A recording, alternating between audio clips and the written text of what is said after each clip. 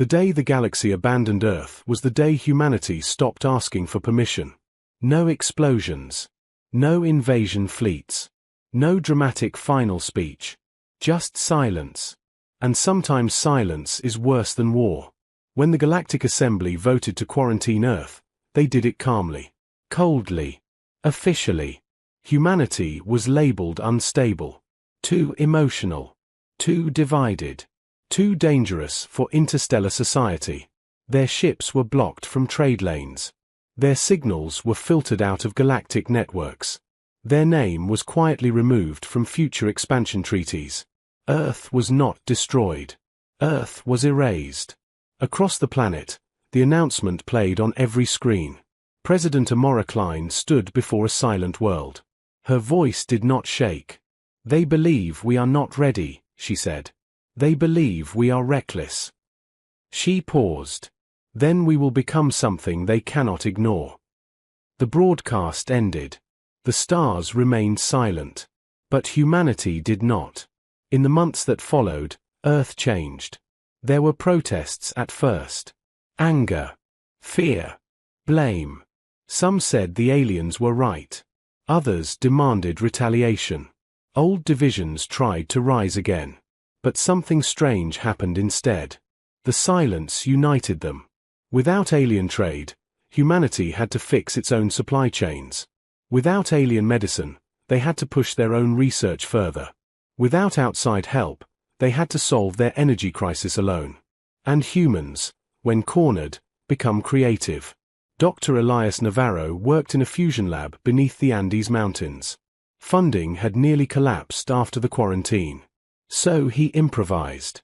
He and his team rebuilt damaged reactors using recycled materials. They rewrote unstable algorithms from scratch. They tested ideas the alien advisors once called too chaotic. 3 months later, their prototype achieved stable fusion for 11 continuous hours. It was not elegant. It was not pretty. But it worked. Across the ocean, in Nairobi, engineer Leila Okoye designed modular farming towers that could grow crops in desert climates using minimal water. She combined old Earth techniques with experimental atmospheric filters. Her design fed 2 million people within a year. In Tokyo, a group of young programmers built a decentralized global network that could not be blocked or filtered by any outside force. It ran on quantum-encrypted nodes powered by local fusion grids. Humanity stopped waiting. They started building. The galaxy watched. They did not interfere. Why would they? Earth had no powerful fleet. No rare minerals. No ancient wisdom. They were a noisy, emotional species with a history full of wars. But what the galaxy misunderstood was this. Humans learn from failure faster than most species learn from success. 5 years passed. Earth's pollution levels dropped sharply due to fusion energy adoption. Poverty fell as automation expanded responsibly.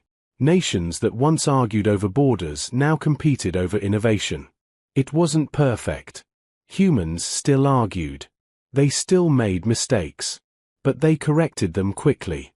And they remembered who had turned away. Far beyond the solar system, trouble began. The Volari Dominion, one of the strongest powers in the Galactic Assembly, discovered something terrifying. A stellar anomaly had appeared near one of their core systems. At first, it looked like a strange radiation bloom. Then their outer colonies went dark. Entire stations vanished without distress signals. Scouts sent to investigate never returned. The anomaly was moving. Not fast, but steadily, and directly toward Volari space. The Assembly panicked. They deployed defense fleets equipped with gravitational disruptors and antimatter lances. The weapons passed through the anomaly like light through smoke. Ships that got too close simply disappeared. No debris. No explosions. Gone. Within weeks, 2 major Volari worlds were lost. Fear spread across the galaxy. Emergency sessions were called. Military alliances were formed overnight. And still the anomaly advanced. Then someone mentioned Earth. At first, the idea was dismissed. What could the quarantined primitives possibly offer? One delegate sneered. But data analysts noticed something unusual. Earth's scientific output had increased by 340% since the quarantine. Their energy production models showed unusual breakthroughs in quantum stabilization. Their deep space probes had been quietly mapping gravitational irregularities beyond their system. Humans had been studying something similar. The assembly hesitated. Pride is difficult to swallow. But extinction is worse. A transmission was sent to Earth. For the first time in 5 years, alien signals entered human space. President Klein, older now, sharper, listened to the Valari ambassador's request. They did not apologize. They did not admit fault. They simply requested assistance. Silence filled the chamber. Human generals waited for orders. Scientists exchanged looks. Finally, President Klein spoke. "You left us to survive alone," she said calmly. "And we did." The ambassador lowered his gaze. "The anomaly will reach your region within 18 months, he admitted. A quiet murmur spread through the Human Council. So that was it. The galaxy had not come back out of kindness. They had come back out of fear. Dr. Navarro stepped forward. "We've been modeling gravitational wave predators for 3 years, he said. "We call them void eaters." The alien delegation stiffened. "You knew." "We suspected," Navarro replied. "Our probes detected early-stage distortions beyond Pluto. We've been preparing." President Klein leaned forward slightly. "You wanted us isolated," she said. "You wanted us contained." She paused. "But you forgot something. Humans adapt." She stood. "We will help," she said. The alien ambassador looked relieved. But she wasn't finished. "On one condition." The room became very still. "When this is over," she said clearly, "Earth will not return as a petitioner." Her eyes hardened. "We will return as equals." Far beyond the solar system, the anomaly consumed another star. And for the first time in galactic history, hope did not come from ancient empires or advanced civilizations. It came from the world they had abandoned. Earth was no longer asking to join the galaxy. Earth was preparing to save it. And humanity always collects what it is owed. The galaxy had built its power on age. Ancient empires. Ancient fleets. Ancient technology refined over thousands of years. Humanity had built its power on pressure. And pressure creates diamonds. Within days of the Assembly's request, Earth activated Project Horizon, a defense initiative kept secret even from most governments. It had started as a survival plan in case the galaxy decided to enforce the quarantine by force. Now it would become something else. Dr. Elias Navarro stood inside the Lunar Command Center, staring at a 3-dimensional projection of the anomaly. It pulsed like a wound in space itself, bending gravity, swallowing radiation, distorting time. "It doesn't attack," he said quietly. "It feeds." The alien observers shifted uneasily. Valari Commander Threx folded his armored hands. "We have fired antimatter, stellar plasma, even singularity torpedoes. Nothing affects it." Navarro nodded. "Because you're using force." He zoomed in on the projection. Predators don't just respond to force. They respond to bait. For 5 years, humanity had studied the strange distortions at the edge of their system. While the galaxy ignored Earth, Earth had listened to the dark. Human probes equipped with adaptive AI had followed microanomalies through the Kuiper Belt. They learned that the Void Eaters, as humans called them, were not weapons. They were cosmic scavengers. Living gravitational organisms that consumed unstable energy patterns. And the Valari fleets had been feeding them. Every antimatter strike. Every gravitational bomb. Every desperate attack. Dinner bells. Commander Threx stared at Navarro. "You are saying our defense efforts strengthened it?" "Yes," Navarro replied simply. The alien chamber fell silent. Humans did not look smug. They looked focused. President Klein appeared on the central screen. "We don't need to destroy it," she said. "We need to starve it."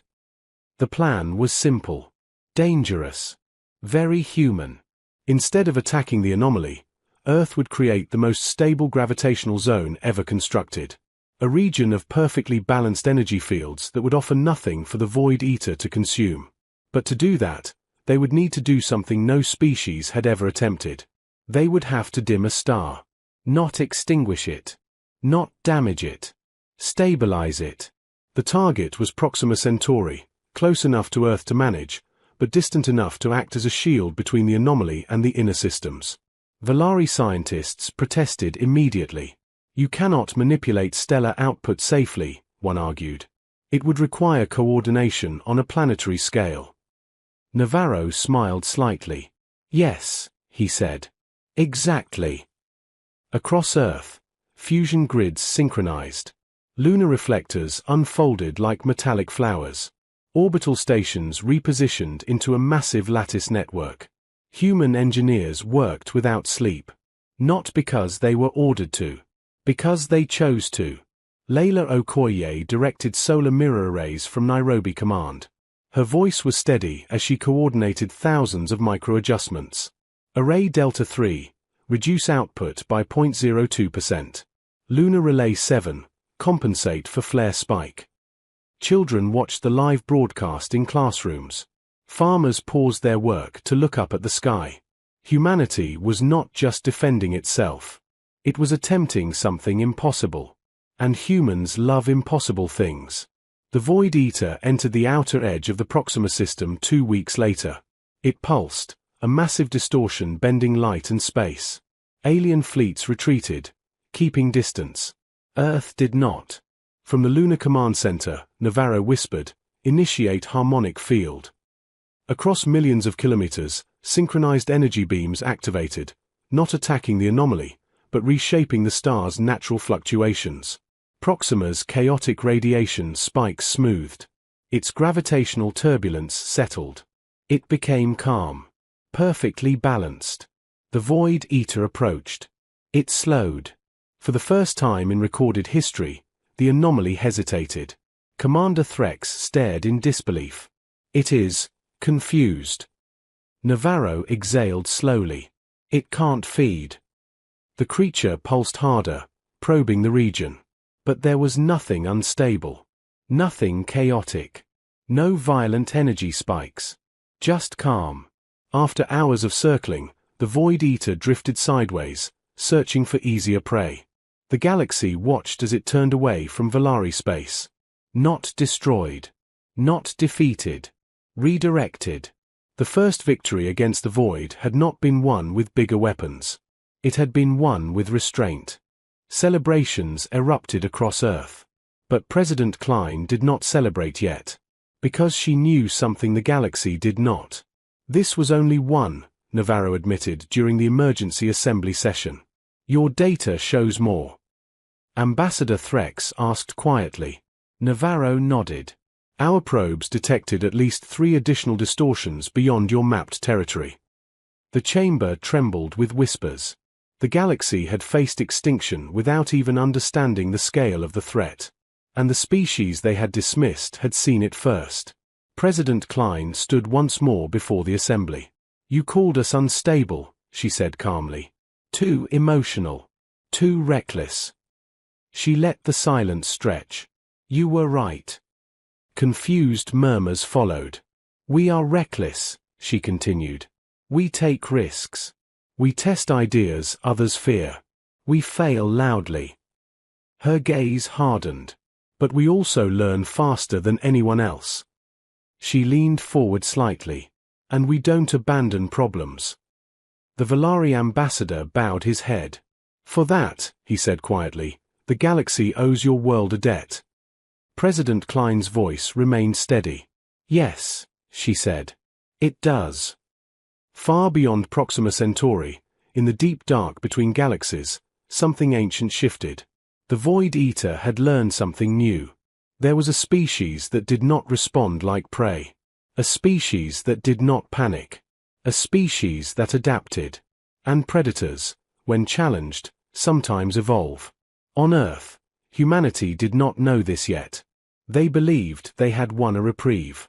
But in the silent depths of space, something began changing direction. Not toward Valari territory. Not toward the ancient empires. Toward Sol. Because predators do not ignore difficult prey. They test it. And humanity had just announced itself to the dark. The warning came quietly. No alarms. No explosions. Just a change in numbers. Deep beneath Antarctica, inside Earth's most advanced gravitational observatory, a young analyst named Priya Deshmukh noticed a pattern shift in the dark matter readings near Neptune. It was subtle. Too subtle for panic. But not too subtle for humans. She stared at the data for a long time before calling Dr. Navarro. "It's not passing by," she said softly. "It's turning." The Void Eater was not retreating deeper into space. It was curving. Adjusting. Learning. And its new trajectory pointed directly at Sol. Humanity had not just blocked a predator. They had challenged it. And now it was coming to test them. Emergency meetings filled every major capital. Orbital stations lit up with activity. Fusion plants increased output. Civilian ships were quietly moved deeper into protected zones. But something was different this time. There was no panic. No screaming headlines. No collapse of order. Humanity had 5 years of isolation behind them. 5 years of solving their own problems. 5 years of building without permission. President Amora Klein addressed the planet again. "The galaxy is watching," she said calmly. "Some are afraid. Some are waiting to see if we survive." She paused. "We will not ask them to save us." Her eyes burned with quiet fire. "We will show them why they should never have left." Dr. Navarro gathered his team at Lunar Command. "The harmonic field worked once," a technician said. "But it's adapting. We can't repeat the same pattern." Navarro nodded. "Then we don't repeat it." He pulled up simulations humans had been running in secret, not defensive models. Offensive ones. Not weapons of destruction. Weapons of disruption. Humans had discovered something during the Proxima event. The Void Eaters were not just feeding organisms. They were networked. Quantum entangled across vast distances. Information passed between them. Instinct shared instantly. Which meant one thing. "They can feel pain," Navarro said quietly. The room went silent. "You're suggesting we injure it?" someone whispered. "No," Navarro replied. "I'm suggesting we overwhelm it." The plan was reckless. Even by human standards. Instead of stabilizing the star, humanity would do the opposite. They would create controlled chaos. A gravitational storm. Using synchronized fusion bursts from every major orbital platform, combined with planetary magnetic field amplifiers, Earth would turn its solar system into the loudest, most unstable energy environment the Void Eater had ever encountered. Not prey. Not calm. A trap. The goal wasn't to destroy it. The goal was to overload its senses. To make Sol uninhabitable for something that fed on imbalance. "Like shining 1,000 suns into predator eyes," Priya said. Navarro smiled slightly. "Exactly." As the Void Eater crossed the orbit of Uranus, the galaxy tuned in. They expected evacuation signals. Last messages. Desperation. Instead, they saw something impossible. Earth was powering up. Orbital rings aligned. Lunar arrays rotated. Mars stations ignited auxiliary reactors. Human ships formed precise geometric patterns across the inner system. Valari Commander Threx watched in disbelief. "They are amplifying their own instability," he muttered. One ancient delegate whispered, "They are mad." But another replied quietly, "No. They are bold." The Void Eater entered the asteroid belt. It pulsed with hunger. Sol's natural flares shimmered ahead. Then humanity activated Project Tempest. The solar system erupted. Not in destruction. In synchronization. Fusion bursts fired in calculated sequences. Magnetic fields twisted deliberately. Gravitational pulses echoed in harmonic waves designed not for balance, but for noise. Massive, controlled, beautiful noise. The Void Eater shuddered. Its form flickered. For the first time, its smooth distortion fractured. It tried to feed. But every energy spike shifted before it could anchor. It tried to stabilize. But new waves collided unpredictably. It recoiled. Not from damage. From overload. Across the galaxy, instruments registered something no species had ever recorded. The Void Eater was retreating. Not drifting. Retreating. Sol had become too dangerous to approach. Too chaotic. Too alive. Humanity had turned its greatest flaw, instability, into its greatest weapon. But Navarro wasn't finished. "Send the pulse," he ordered quietly. A final synchronized burst rippled outward through space, encoded with quantum signatures mapped from the creature's entanglement network. The signal didn't destroy. It transmitted. A message written in gravity itself. Sol is not prey. Across deep space, distant distortions faltered. The other Void Eaters received the echo. And predators, when faced with painful prey, make choices. They seek easier meals. Slowly, the anomalies shifted course. Away from Valari. Away from ancient empires. Away from Sol. For the first time in centuries, the galaxy was safe. Because the youngest species refused to behave like victims. Silence followed. Then applause. Not from Earth. From the Galactic Assembly. Ambassador Threx stood before the council. "We misjudged them," he said openly. "We saw chaos and feared it." He looked toward Earth's live transmission. But chaos, when guided by courage, becomes innovation. President Klein appeared once more before the assembly. This time, she did not ask for membership. She did not request recognition. She simply waited. And one by one, the ancient empires bowed. Not in surrender. In respect. "The quarantine is lifted," the assembly declared. "Earth is recognized as a sovereign equal among the stars." President Klein nodded once. "Good," she said calmly. "Because we were coming either way." Months later, Earth ships entered galactic trade lanes again. But they were different now. Stronger. Smarter. Carrying technology no one else had imagined. Human engineers collaborated openly. Human artists shared culture across worlds. Human scientists taught gravitational resilience techniques to species that had once mocked them. They did not return with anger. They returned with memory. And quiet confidence. Because humanity did not need revenge. They needed recognition. And they had earned it. Far beyond mapped space, in the cold dark where the Void Eaters drifted, a new pattern formed. They avoided regions marked by one star in particular. Sol. The loud star. The dangerous star. The star that fought back. And in classrooms across Earth, children learned about the day the galaxy turned its back. And the day humanity stood anyway.